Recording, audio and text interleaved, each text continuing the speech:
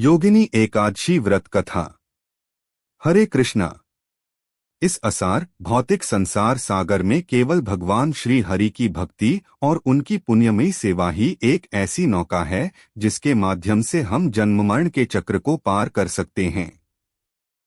योगिनी एकादशी का व्रत भगवान श्री विष्णु की विशेष कृपा प्राप्त करने का एक पावन अवसर है। इस दिन जो भी भक्त श्रद्धा और नियमपूर्वक उपवास करता है उसे अपार पुण्य की प्राप्ति होती है। न केवल उसके पूर्व पाप नष्ट होते हैं बल्कि भगवान श्री कृष्ण की विशेष कृपा भी प्राप्त होती है। आइए इस पावन अवसर पर योगिनी एकादशी से जुड़ी पौराणिक कथा का श्रवण करते हैं। योगिनी एकादशी की कथा। एक बार महाराज युधिष्ठिर ने भगवान श्री कृष्ण से पूछा, हे मधुसूदन, मैंने आपसे निर्जला एकादशी की महिमा सुनी है। अब मैं आषाढ़ मास के कृष्ण पक्ष की एकादशी की महिमा सुनना चाहता हूँ।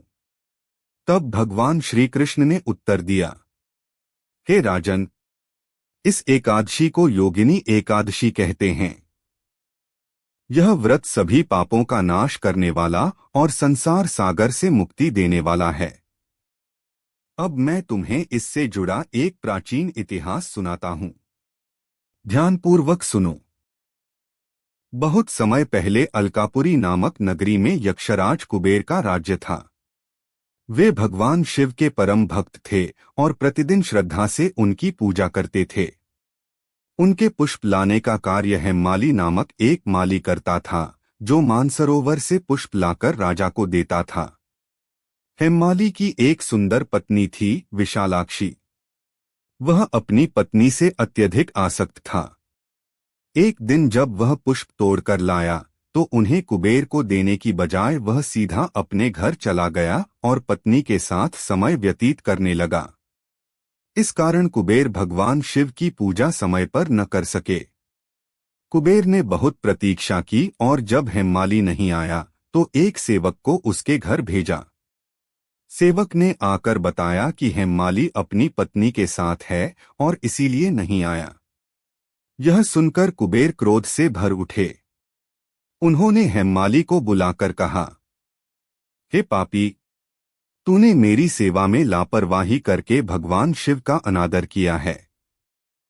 मैं तुझे श्राप देता हूं कि तू कुष्ठ रोग से पीड़ित होकर अपनी पत्नी से अलग हो जाएगा। हेममाली तुरंत ही अलकापुरी से गिर गया। वह विकराल वन में अकेला, भूखा प्यासा और रोगग्रस्त होकर भटकने लगा। लेकिन उसके हृदय में भगवान शिव के प्रति भक्ति बनी रही। एक दिन वह हिमालय पर पहुंचा, जहां उसकी भेंट महात्मा मार्कंडेय ऋषि से हुई। हेममाली दूर से उन्हें प्रणाम करता रहा। ऋषि ने उसे पास बुलाया और पूछा, हे मुनि, मैं पूर्व में कुबेर का माली था। मैंने एक दिन कर्तव्य में लापरवाही की और मुझे कुष्ठ रोग हो गया। कृपा करके मुझे इस कष्ट से मुक्ति का उपाय बताइए। हे हेममाली, आषाढ़ कृष्ण पक्ष की योगिनी एकादशी का व्रत करो। इस एकादशी का व्रत समस्त पापों को नष्ट करने वाला है और पुण्य प्रदान करता है। हेममाली ने ऋषि की बातों का पालन किया। विधिपूर्वक योगिनी एकादशी का व्रत रखा। इस व्रत के प्रभाव से वह कुष्ठ रोग से मुक्त हो गया और अपना दिव्य स्वरूप पुनः प्राप्त करके अपनी पत्नी के साथ अपने धाम लौट गया। भगवान श्री कृष्ण कहते हैं, योगिनी एकादशी का व्रत अत्यंत प्रभावशाली है। इस दिन उपवास करने से मनुष्य के सभी पाप नष्ट हो जाते हैं और वह पुण्यात्मा बनकर श्रीहरि की कृपा का पात्र बनता है।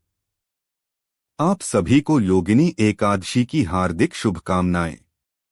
यह पावन व्रत सभी को आध्यात्मिक उन्नति, शुद्धि और ईश्वर कृपा प्रदान करे।